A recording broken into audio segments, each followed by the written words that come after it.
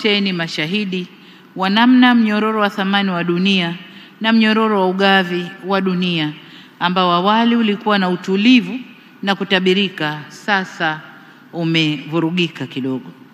Vita vilivyotokea huko Ulaya na Mashariki ya Kati vimevuruga masoko na bei za vyakula, kiwemo ngano, sukari na mafuta ya kuendeshea magari au mitambo duniani, na hivyo kupandisha gharama za usafiri na usafirishaji.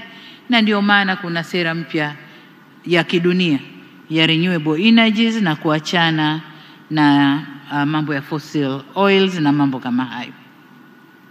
Kuongezeka kwa bei za bidhaa hizi kumeathiri uchumi wa nchi nyingi duniani, ikizingatiwa kuwa bidhaa hizi zina uhusiano mkubwa na shughuli za viwanda. Kuibuka kwa vita vya kiuchumi kumepelekea kuongezeka kwa sera za ukiritimba na uhodhi, yaani kudhoofisha mfumo wa biashara wa dunia na kuathiri mizania ya ushindani wa kibiashara. Lakini pia imeathiri ile ahadi yetu ya utandawazi. Mathalan, mabadiliko ya mitikisiko yote hii imepelekea nchi kubwa duniani sasa kupigana vikumbo katika kutafuta, kuhodhi na kudhibiti vyanzo vya uzalishaji wa nishati au madini ya kimkakati ambao ni muhimu kwa ajili ya mapinduzi ya nishati kuelekea nishati ya kijani au green energy. Sasa tukio hili limebadilisha pia hali za siasa ulimwenguni. Huko nyuma, wakati tunatafuta uhuru au tulipotawaliwa, kulitokea neno linaitwa Scramble for Africa, lakini wakati ule ni scramble ya kutawala bara la Afrika. Sasa hivi kuna Scramble for Africa kwa ajili ya kutafuta mambo ya kiuchumi, hasa haya madini ya kimkakati. Kwa hiyo nasi kama sehemu ya dunia lazima tutupe jicho kwenye eneo hilo na turekebishe sera zetu za mambo ya nje. Hali hii inaweka dunia katika mtihani wa kuhakikisha usalama wa nishati, na ni hatari kwa nchi zinazoendelea ikiwemo Tanzania kuachwa nyuma. Eneo lingine ambalo limeibadili sana dunia na tishia usalama wa dunia na nchi yetu ni eneo la mapinduzi ya teknolojia. Mbali na mazuri yaliyoletwa na teknolojia ya habari na mawasiliano tunayoyafurahia, teknolojia mpya pia zimekuja na changamoto kubwa za kiusalama, nalo ni eneo la kulitupia jicho. Matumizi ya teknolojia ya akili mnemba, teknolojia za ndege zisizo na rubani na matumizi ya sarafu za kidigitali cryptocurrency zimeonyesha uwezo mkubwa wa kutumiwa vibaya na kuhujumu au kuathiri uhuru na usalama wa nchi zetu. Kwa hiyo nako tunatakiwa tuwe makini na tutupie jicho. Vinginevyo au nyingine, iwapo hapatakuwa na mfumo wa kimataifa wa usimamizi au udhibiti, mabadiliko yaliyotokea yataendelea kutokea na yanaendelea kuathiri dunia kwa ujumla. Tunashuhudia sera za dunia kubadilika. Badala ya kufanya dunia kuwa kijiji na dunia kuwa ni sehemu ya utu, umoja na mshikamano, kuheshimiana na kustiriana, sasa tumekuwa na sera za kujihami. Kila mmoja anajihami upande wake, na tunaweza kusema kwamba ule utandawazi tulioahidiwa kwa kiasi fulani umetufikisha pahali alafu ukatuachia. Sasa dunia imegawika kwenye makundi matatu makubwa: the Global West, Global East na Global South, ambazo zote zinakwenda na siasa tofauti za kuwindana na kuviziana. Kwa hiyo hilo linalazimisha nchi kama zetu kuangalia pia sera zetu za mambo ya nje. Mheshimiwa Rais wa Zanzibar na waheshimiwa wageni waalikwa, niyoyaeleza hapa yanatulazimu kama nchi kujipangua na kujipanga upya kukabiliana na mabadiliko makubwa yaliyotokea na yale yanayokuja mbele yetu. Hatuna budi kuazima ile busara ya mzee wetu, Mzee Ali Hassan Mwinyi, aliyotuhusia kwamba hatuna budi twende na wakati. Alipozungumza na wazee wa Dar es Salaam tarehe 25 Februari mwaka 1991, katika hotuba ile alisisitiza juu ya umuhimu wa kwenda na wakati, na hayati Mzee Mwinyi alisema, na ninanukuu, kwamba tabia ya wakati ni kama ile ya bahari. Bahari inakupwa na kujaa mpaka ukingoni mwa maji. Baadaye hukupwa pole pole mpaka kufikia wakati kawa maji yote yameshaondoka ufukweni. Samaki werevu huondoka nayo hayo maji wakati yanapoondoka. Vinginevyo hupwelewa kwenye ufukwe.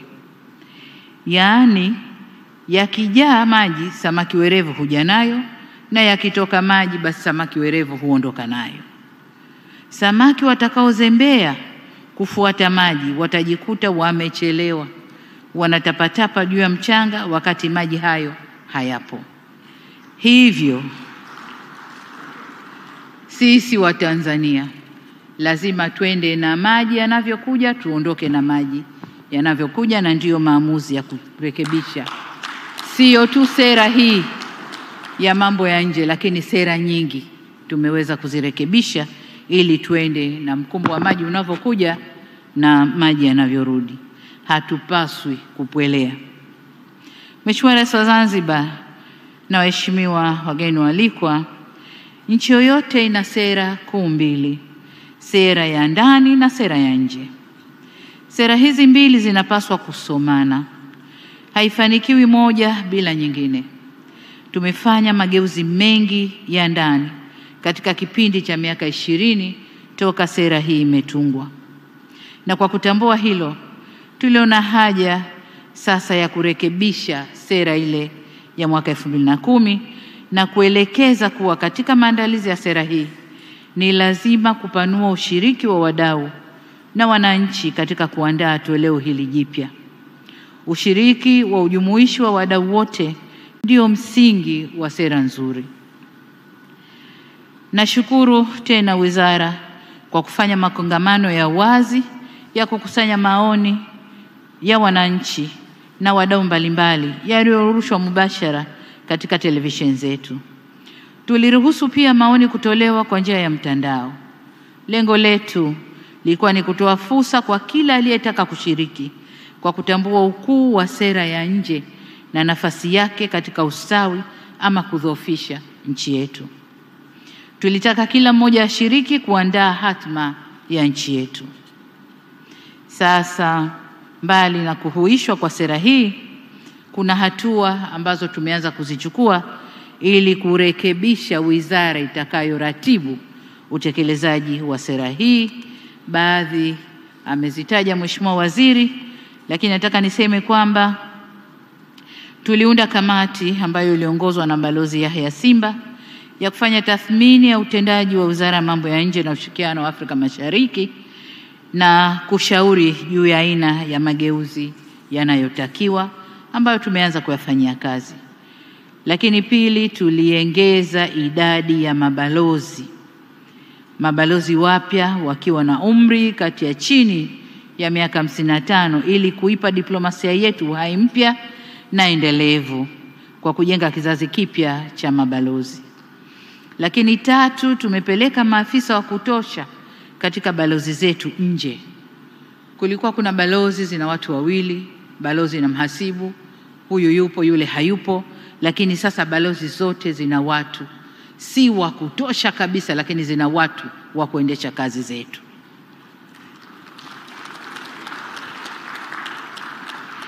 Lakini vile vile, mbali ya masuala hayo, tuliangalia maslahi ya wanadiplomasia wetu pia. Tukiangalia sera 2001, jambo tunalojivunia ni uimara wa misingi ya sera yetu ya nje iliyowekwa na waasisi wa nchi yetu. Kutokana na misingi hiyo imara, nchi yetu imeweza kupata mafanikio makubwa kwenye sera ya nje Tumeendelea kuaminiwa, kutumainiwa na kutabirika. Mipaka ya nchi yetu imeendelea kuwa salama, ilhali uhusiano wetu na balozi zetu au na majirani zetu na nchi nyingine umeshamiri sana. Hadi sasa Tanzania ina balozi 45 nje ya nchi na konseli 3 pale Dubai, Lubumbashi na Guangzhou. Vivyo hivyo idadi ya mabalozi au balozi za nje zilizopo nchini ni 65. Hali kadhalika mafanikio yetu yanajidhihirisha katika idadi ya mikataba ya kibiashara na uwekezaji na mahusiano ya kidiplomasia ambayo tumeingia na nchi marafiki.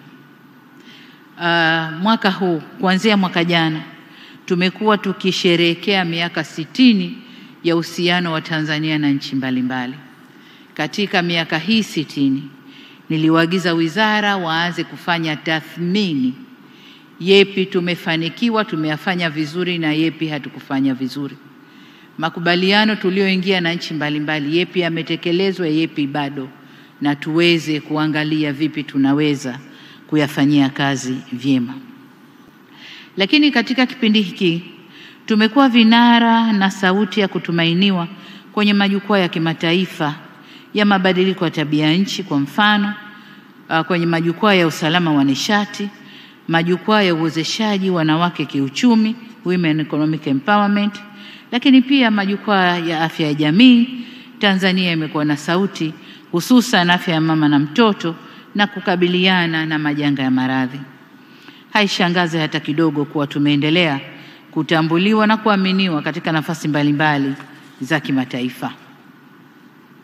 Maeneo mengine Tanzania inakoongeza sauti ya utetezi ni kwenye jukwaa la kusimamia haki za wanawake na watoto ya Generation Equality Forum, tukisimamia eneo la haki za kiuchumi au Economic Rights and Justice. Tanzania tumekuwa kinara wa kuweka mipango inayojumuisha vijana na wanawake kwenye soko huru la biashara ndani ya Afrika.